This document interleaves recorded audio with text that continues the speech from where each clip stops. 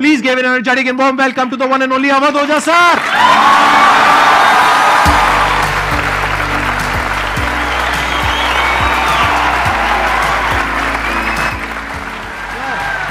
Hello sir, क्या हाल चाल?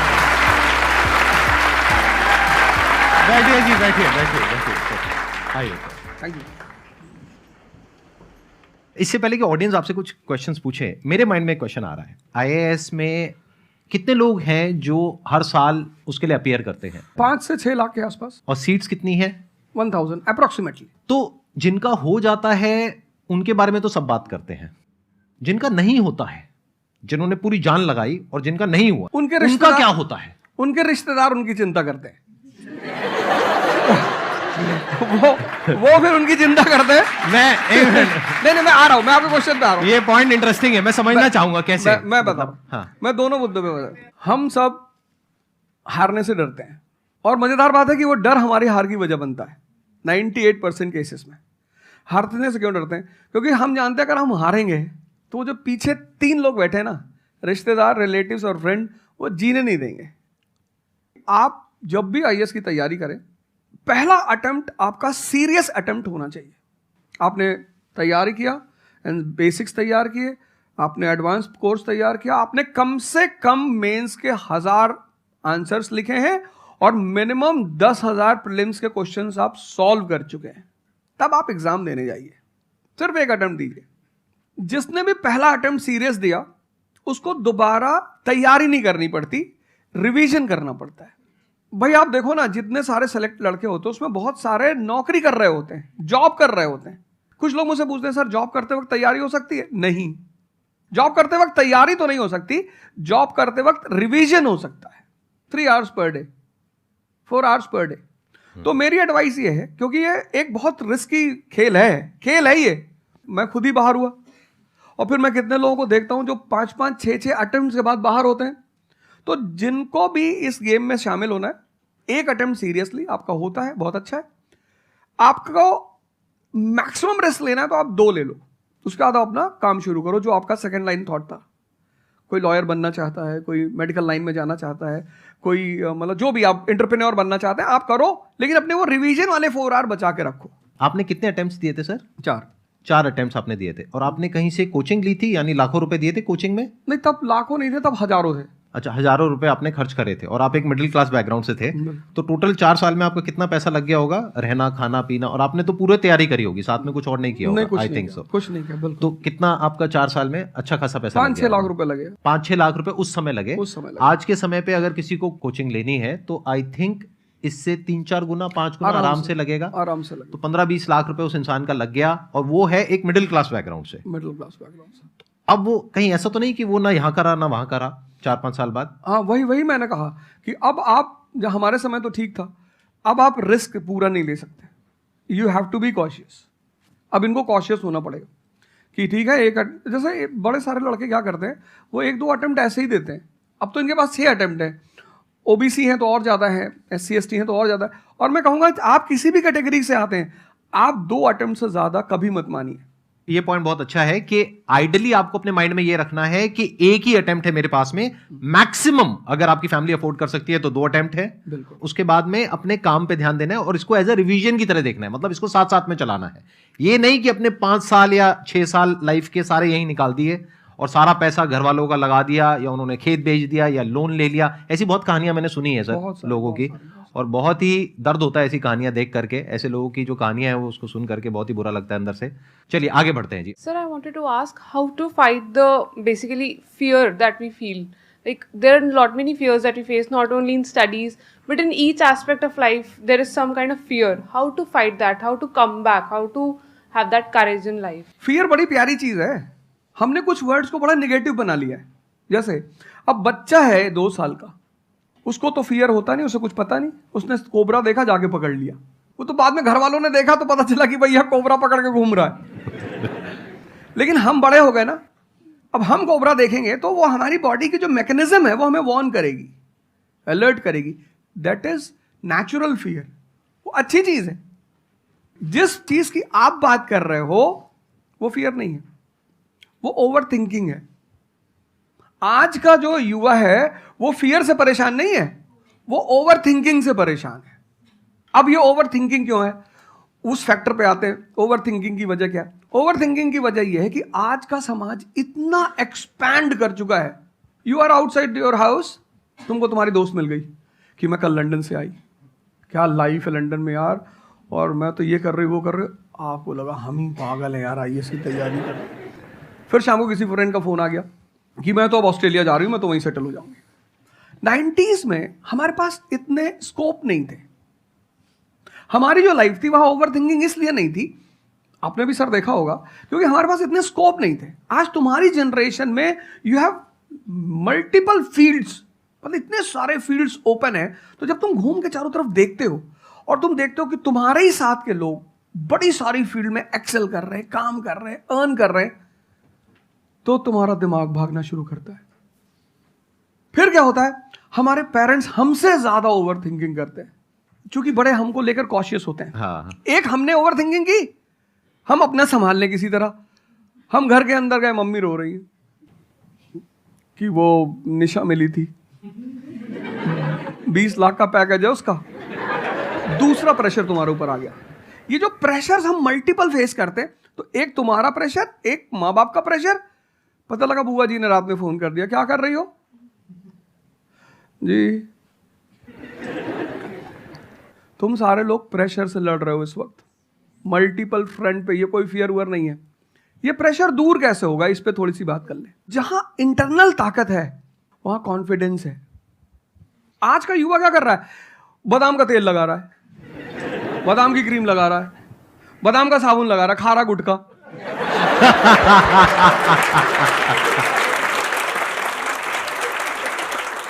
आप लोगों को चूंकि हर तरफ प्रेशर झेलना है, तो प्रेशर झेलने का सबसे अच्छा तरीका होता है इंटरनल पावर। तभी तो मैं जहां भी जाता हूं एक चीज रिपीट करता हूं, योगा करो, ध्यान करो। ध्यान करोगे सर, आपने जैसे कि अभी बोला कि मेंटल स्टेट के लिए एक्सरसाइज करो, योगा करो। तो पहले तो मैं फिजियोथेरेपिस्ट हूँ, ठीक है। मैं सुबह से मतलब योगा या एक्सरसाइज है मेरा डेली रूटीन है, करना भी और कराना भी। उसके बाद भी at the end of the day मैं डिप्रेस हो जाती हूँ। ये नहीं कि मन नहीं लगता, इस चीज़ में ही मन लगता है, फैमिली से भी पूरा मन लगता है, ठीक है। उसके बाद भी end of the day depress हो जाती हूँ। तो उसको डिप्रेशन कैसे कम करी जाए? हम किसके साथ रहते हैं वो बहुत इंपॉर्टेंट है। मेरे एक दोस्त मेरे साथ आ रहे थे आज से करीब 7-8 साल पहले, धौला कुआं से। रात का टाइम था और हम दोनों, मैं गाड़ी चला रहा था, हम इंडिया गेट के सामने से निकले तो उन्होंने मुझसे कहा कि अब हम बुढ़े हो गए हैं। मैंने गाड़ी रोकी, मैंने कहा उतरो। तो उन्होंने कहा कि क्या हुआ? मैंने कहा उतरो तो, उतरो जरा। उतर गए, मैंने दरवाजा बंद करो, चले गए। आज तक मैंने उनसे बात नहीं की।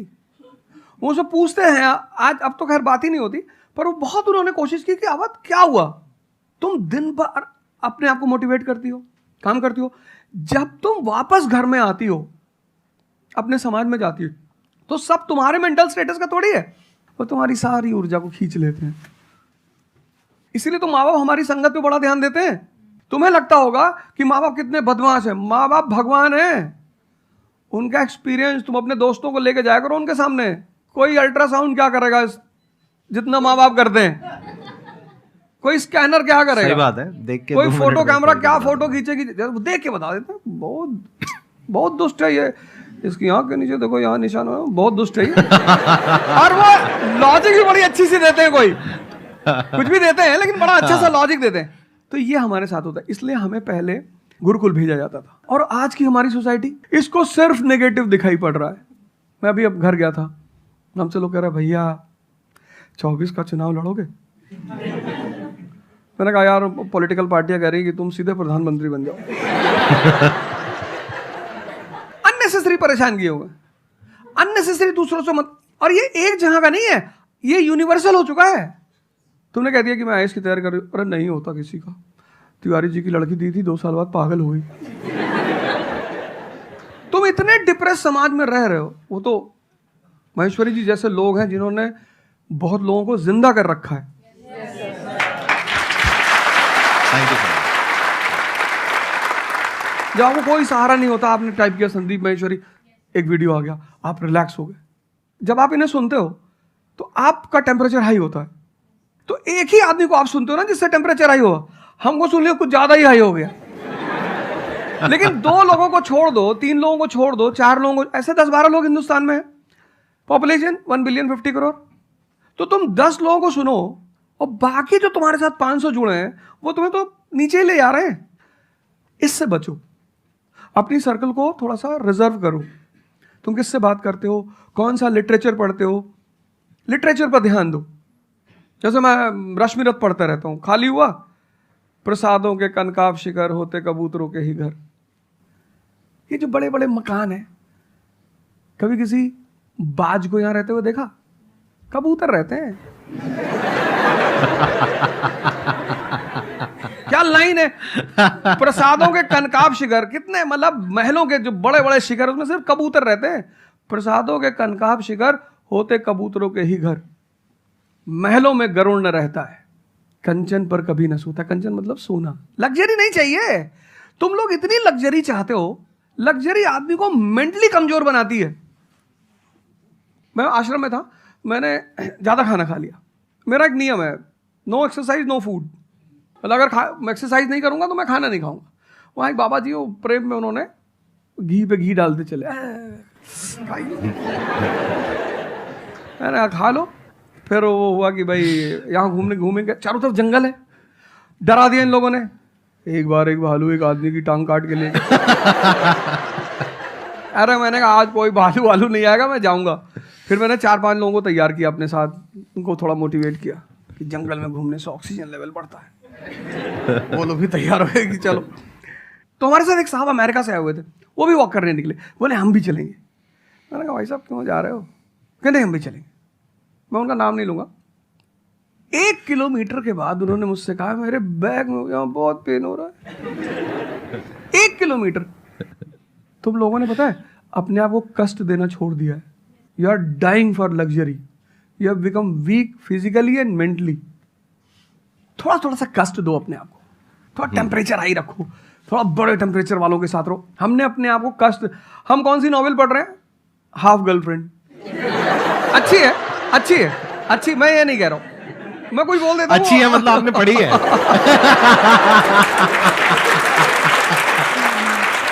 नहीं फिर कोई पकड़ निकाल लेगा, कोई वो क्लिपिंग निकाल लेगा, ओ गाली दे रहे थे उनको। नहीं, आपने बहुत सारी गलतियां कर दी, आपकी जनरेशन ने अपने को कष्ट देना छोड़ दिया। हाँ। आप पढ़िए बड़े बड़े लोगों, अंबेडकर को पढ़ो, उनका जीवन संघर्षों का, प्रभु राम का जीवन पढ़ो। ये सब संघर्ष, ये सब लोग हैं जिन्होंने जीवन में लड़ाइयां लड़ी हैं। आपने उनको साइडलाइन कर दिया।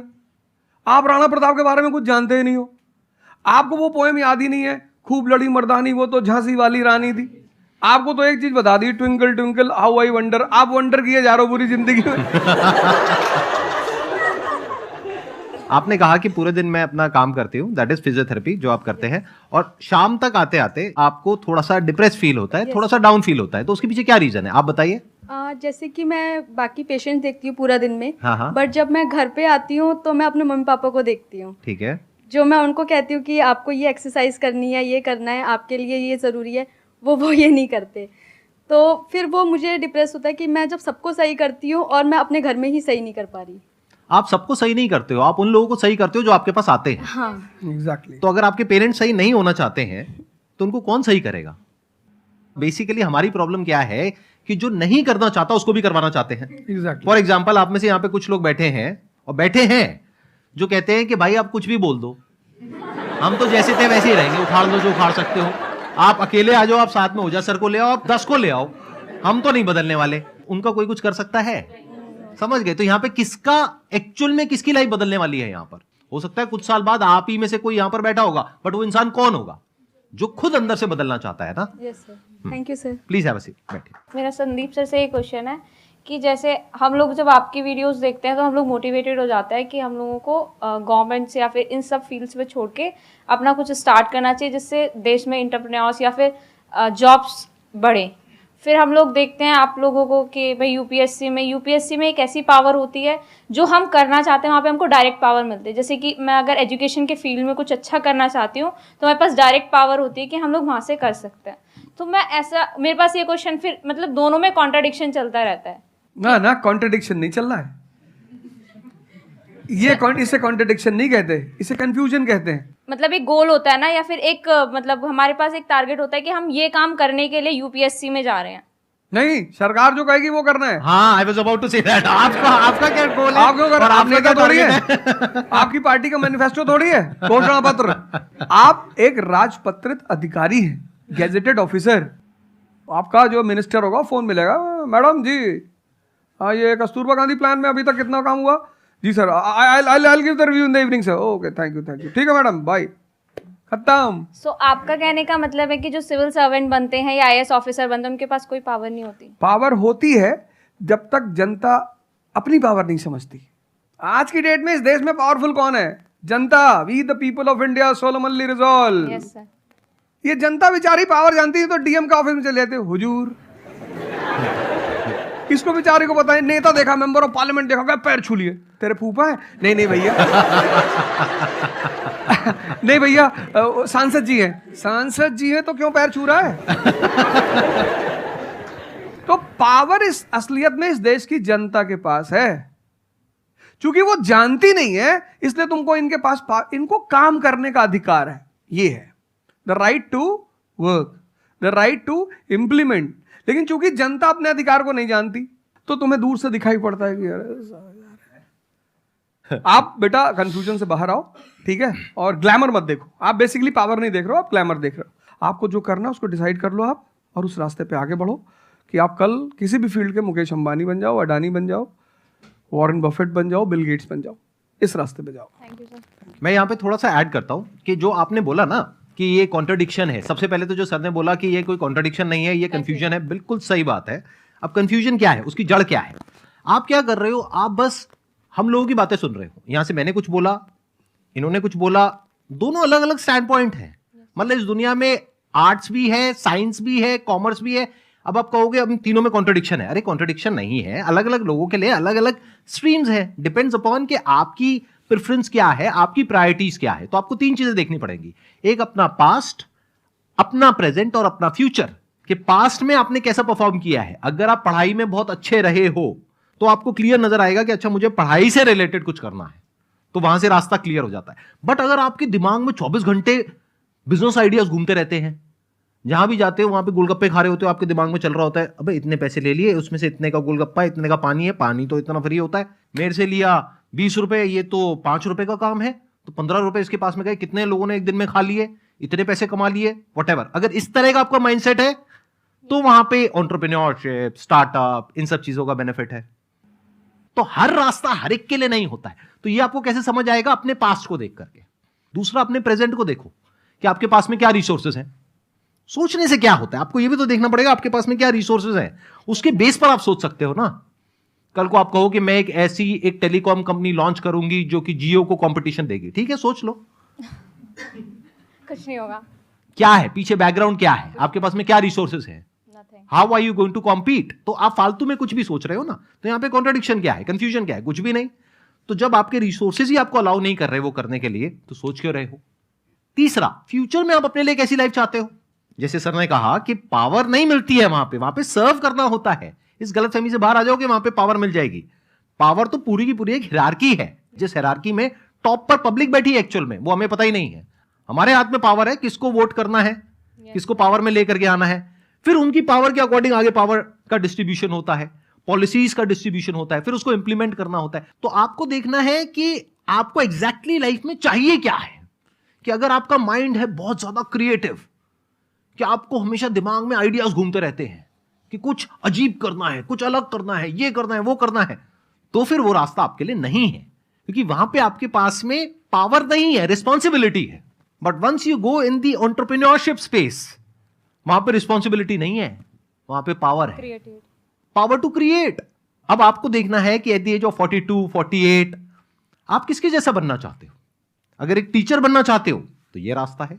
उसके अलावा जिन्होंने यूपीएससी को क्रैक किया है उन लोगों का आप लाइफस्टाइल देख सकते हो। वैसे बनना चाहते हो, बहुत बढ़िया। मेरे जैसा बनना चाहते हो, बहुत बढ़िया। किसी और के जैसा बनना चाहते हो, बहुत बढ़िया। बट किस बेस पर? अपनी पर्सनालिटी को देखो ना, क्या लाइन हो रहा है। सर एक्चुअली आपका सेशन देख के मैं पब्लिक स्पीकिंग सीख रहा हूँ। तो कॉन्फिडेंस बढ़ाने के लिए जो आसपास के स्कूल है ना, स्कूल क्लासेस जो है उनके पास मैं जाता हूँ बच्चों को थोड़ा सा ये करने के लिए। तो मैं जाके वहाँ पे रश्मि रथवी सुनाता हूँ, मेरे को आती है थोड़ी थोड़ी, तो मैं वो सुनाता हूँ। छत्रपति शिवाजी महाराज के बारे में सुनाता हूँ।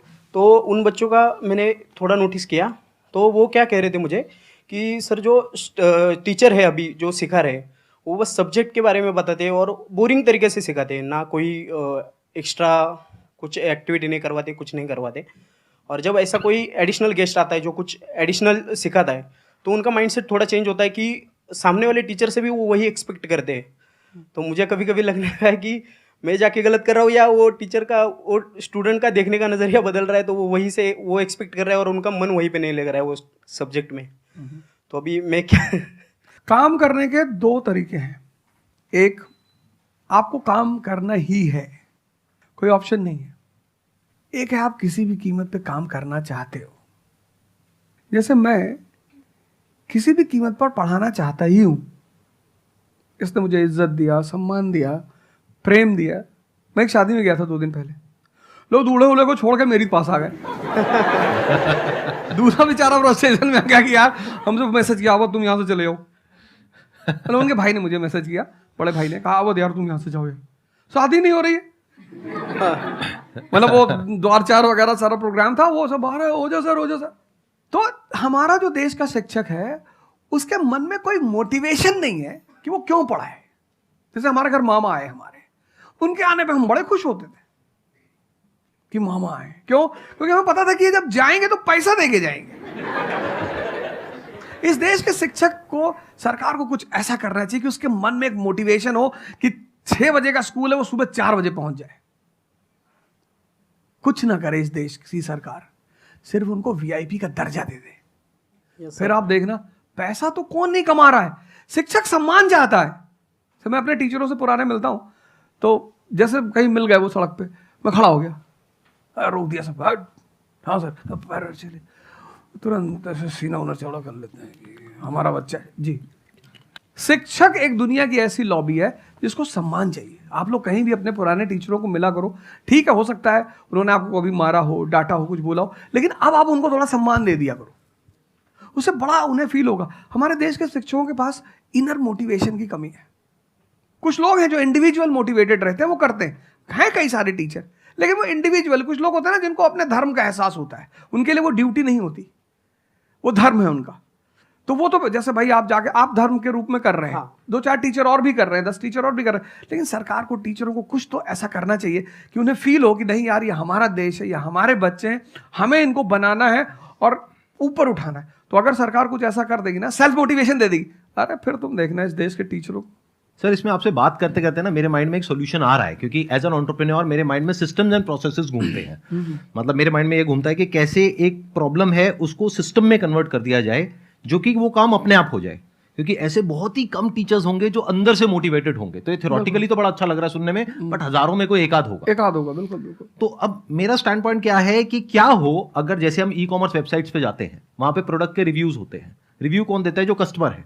तो टीचर का रिव्यू कौन दे सकता है? जो बाहर बैठा है उस कमरे से वो, या जो कमरे के अंदर बैठे हैं। तो अगर कुछ ऐसा सिस्टम हो जाए, एक ऐसा प्लेटफॉर्म बन जाए गवर्नमेंट का जहां पे सारे टीचर्स लिस्टेड हो और based upon the number of reviews and the quality of reviews उनको रिवॉर्ड दिया जाए अच्छा ऑटोमेटिकली। कि मतलब जो नंबर 1 पे आया उसकी सैलरी डबल, कि अगर उसकी 50,000 है तो 1 लाख। बहुत अच्छा सोल्यूशन। और जिसके इतने रिव्यूज आए, यानी जिसके 4 स्टार या उससे ऊपर आए, उनकी सैलरी सीधा डबल हो गई। तो फिर देखो क्या मजा आता है।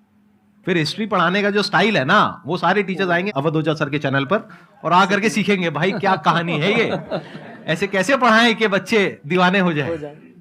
और फिर अपने आप को अपग्रेड करेंगे। नहीं तो अपग्रेड करने की मोटिवेशन कहाँ है? जैसे एक एंटरप्रेन्योर होता है, उसके पास में तो मोटिवेशन होती है कि अगर मैंने अपने जो भी प्रोडक्ट है, सर्विस है या काम है, उसको अपग्रेड किया तो करते ही मेरे को इमीडिएट रिवॉर्ड मिलेगा। जैसे सेल्स टीम में अगर आप कहीं पर काम करते हो, कितने लोग सेल्स डिपार्टमेंट में है, अलग अलग कंपनी में जो जॉब कर रहे हैं, तो सेल्स में इंसेंटिव का एक सिस्टम होता है। तो वहां पर क्लियर पता होता है कि मैंने ये टारगेट अचीव किया तो ये है। तो एक क्लियर कट टारगेट होना चाहिए which is measurable, not theoretical but actual, objective not subjective. कि ऑब्जेक्टिव एक टारगेट होना चाहिए in terms of numbers which can be calculated, and a transparent system जहां पे स्टूडेंट्स वोट करेंगे और जो टीचर्स जीतेंगे पूरे इंडिया लेवल पे या स्टेट लेवल पे, उनको बुला करके जो हमारे देश के प्रेसिडेंट हैं या प्राइम मिनिस्टर हैं वो आकर के रिवॉर्ड देंगे। Yes sir.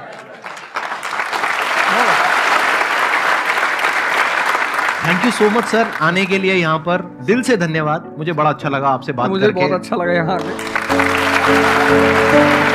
Thank you so much.